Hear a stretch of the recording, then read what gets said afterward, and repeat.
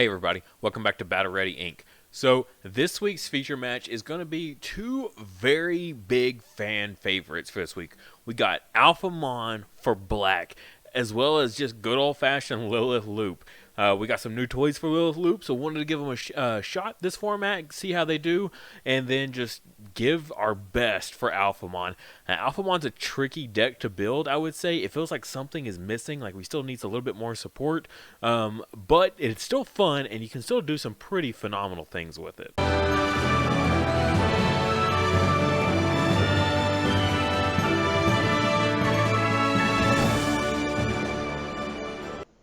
Also, our egg for this month is going to be the Golden Armor Digi Egg here. I believe this is the Egg of Hope. I will definitely double check that to make sure for the next one. This is our prototype that we have so far. Still a work in progress. Kind of hard to see. It's a bit bright. But we will be molding this and then doing a resin cast of it. So we'll see how that turns out. And definitely stay tuned to see how these develop. Also, if you'd like to get any of our previous memory markers that we've had on the channel, check the coffee link in the description below. There you can order all of our previous memory markers that we've had. The only benefit of going through Patreon is that you can get the current memory marker a whole month early before it goes live on Coffee. Also, you can get them sometimes cheaper. I know the Golden Armor one is expected to release at least $20, not including shipping. So if you go through Patreon, you can get it for $20 with shipping included already. So definitely check that out. Alright, kicking things off here, we got Black going first, and they're using the new Pagumon here. Going into the original toy Agumon that gives Reboot as an inheritable, and then Digivolving up into that Tankmon, that one-cost Evo Tankmon, 6,000 DP, so good for against Jesmon decks. Lilith Loop over here, we got purple. They went back to the old Demi Meramon here. We see a Labramon and then a Devimon for one, and then boom, dropping that 4-cost memory fixer, that white memory fixer early game here. Pretty solid. Then we see the Gangmamon. This is the level 5 Digiburst 1, gain 2000 DP to a Digimon. Fairly solid. And they're going to end their turn with an Izzy and Joe. This is the new duo tamer for black. So if they have more than 2 Digimon on field, they get to get 2 memory at the start of their turn. So here we're going to see that that promote come down on top of the level 4. So 1 cost to go on top of a level 4, and then a 3 cost into the Blackwell Groundmon. So playing around that whole duo tamer there, not giving that extra bonus memory, pretty sneaky there, honestly. Jumping back over there, we see the promo Sunerismon come down, and then another Tankmon here for that nice 1-cost Evo. Looks like they're trying to work into something. They do have a memory fixer over there, so there's no reason to try to memory choke in this situation. Goes into the Waru Manzemon for a 2-cost Evo Vanilla. Looks like they're just trying to ramp up into a Mega as soon as possible, or trying to draw into a Mega possibly. Purple here, we see the Memory Blocker Gazimon come down, which is going to, I think Memory Blocker is going to be a real bane for pretty much every deck this format, so looks like they're going to try to go ahead and get them out there. Digiburst 3 away to bring back the Labramon off of that Black War Groundmon, so they could go into the Chaosmon, or not Chaosmon, Chaos Gallantmon. Popping the rookie there to pop that level 5 on the opponent's side of the field. So probably a good thing that they're going into a second stack. The baby triggers, revealing top card of the deck. If it's a black Digimon, they get added to hand. And then drawing for turn there. Only at 1 memory though. Purple seems to keep playing around that duo tamer pretty nicely. We do see the Alphamon come down, which is, can be questionable leaving it out in the open like that. That memory fixer bumping them up to 3 there. And then here we see a Matt come down. Looks like they're going to pick that rookie back up.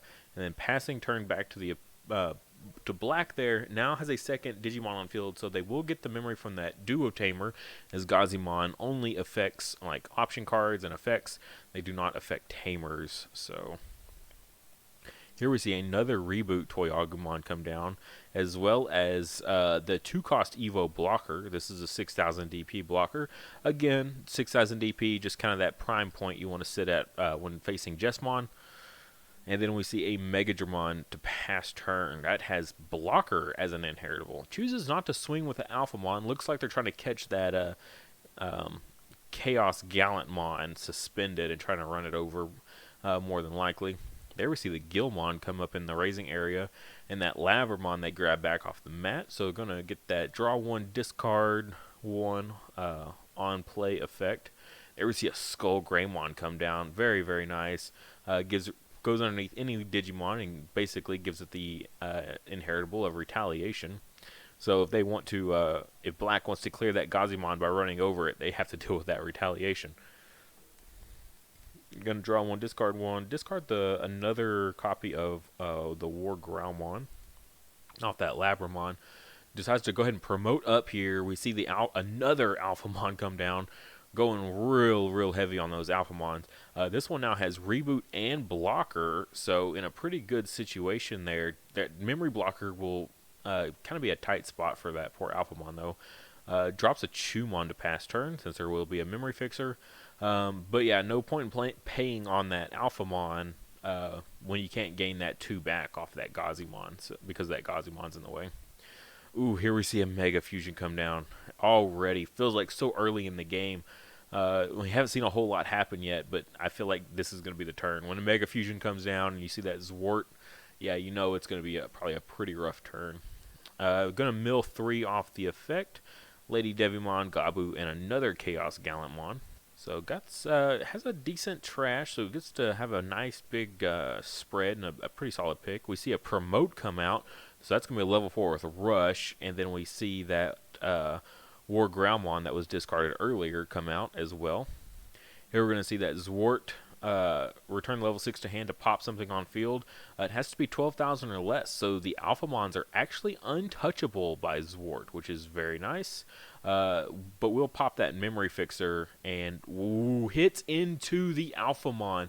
Alphamon's effect there, basically, look at all the pings there.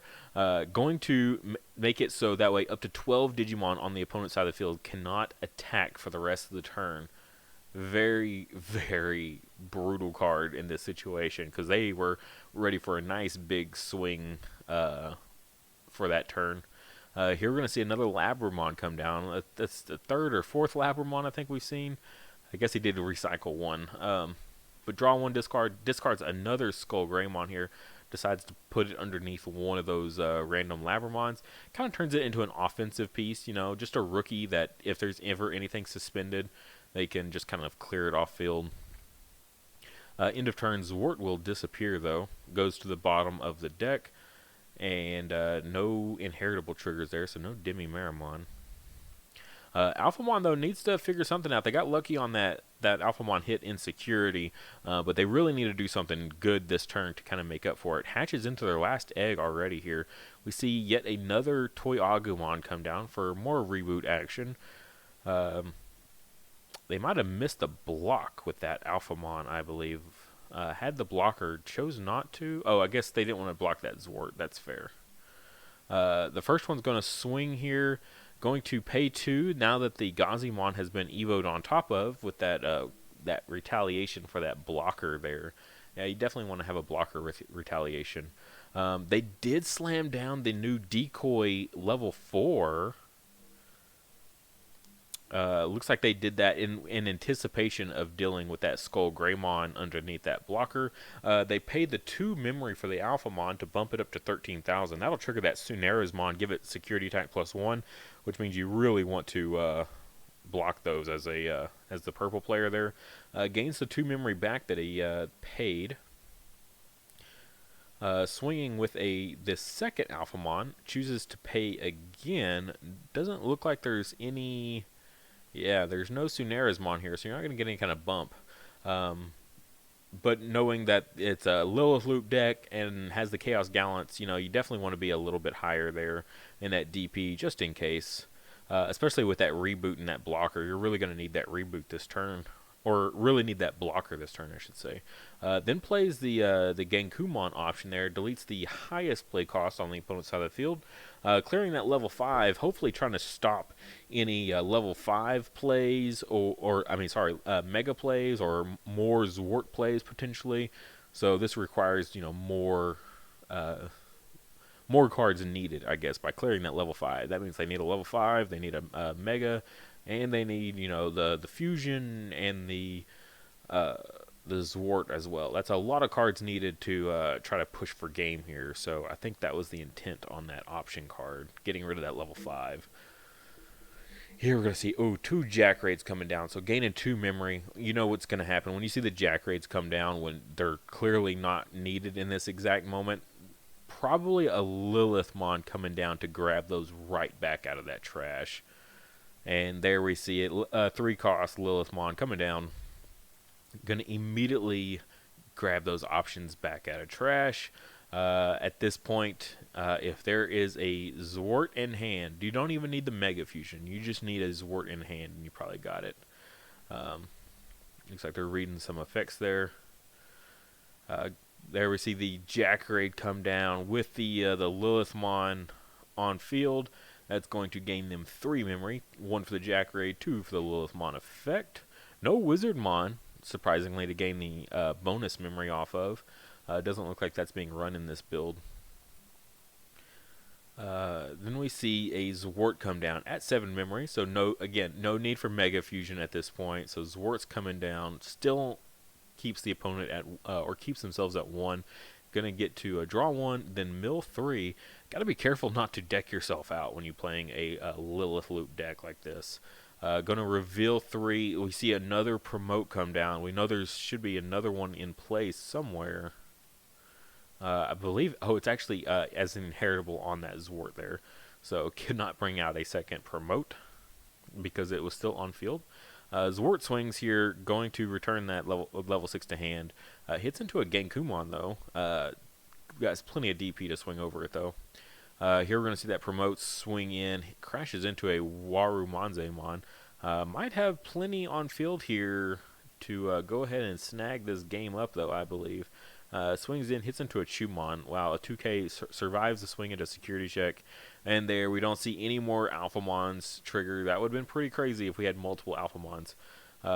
Could swing for game at this point. Has 2 rookies on field. Looks like they're going to go for a little bit more insult to injury. Has 20 cards in trash, so is going to gain 4 memory off of those 2 Jack Raids, bringing themselves back up to 5 again. Has a level 5 on field.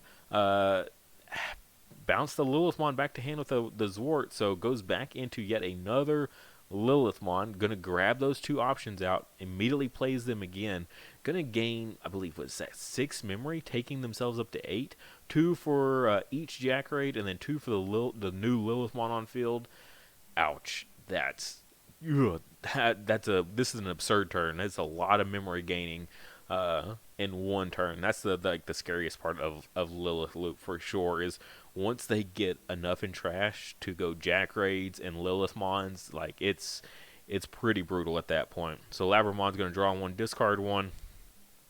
Probably just trying to draw into whatever they possibly can. They have plenty of memory to work for. There we see the 3rd promote come down, which has rush, so can Digivolve on top of that Labramon and then swing, even though that Labramon was just played. Doesn't want to give them satisfaction of that promote taking game, so blocks it with the Alphamon. And then here we see the Labramon with the retaliation comes in, goes ahead and cleans up that pesky Alphamon with that blocker, that reboot blocker. Just a more insult to injury, just to show the power of this Lilithmon loop deck.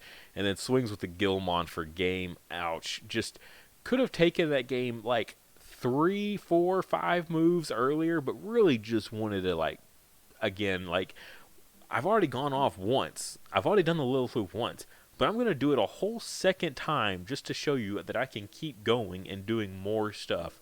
Just wow. I believe there are 7 cards left in deck at the end of this game for that Lilith loop player, one of which was a Zwart at the very bottom. So pretty terrifying. Alphamon was almost had a really great position a couple times where if they could have gone into that Genkumon instead of a second Alphamon, I think that would have been probably more beneficial because it would have cleared out all those 3 play cost rookies, and that would have been huge. Just like a big board wipe like that would be absolutely phenomenal. But at the time, there was no Genkumon in hand.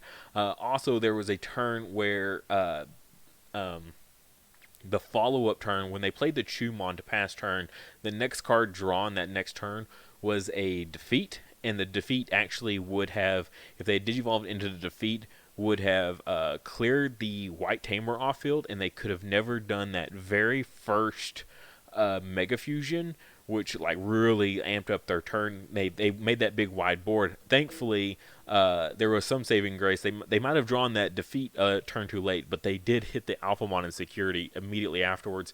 So there was a little bit of saving grace there. But at that point, Purple had that massive field. So Alphamon definitely had its work cut out for him for sure.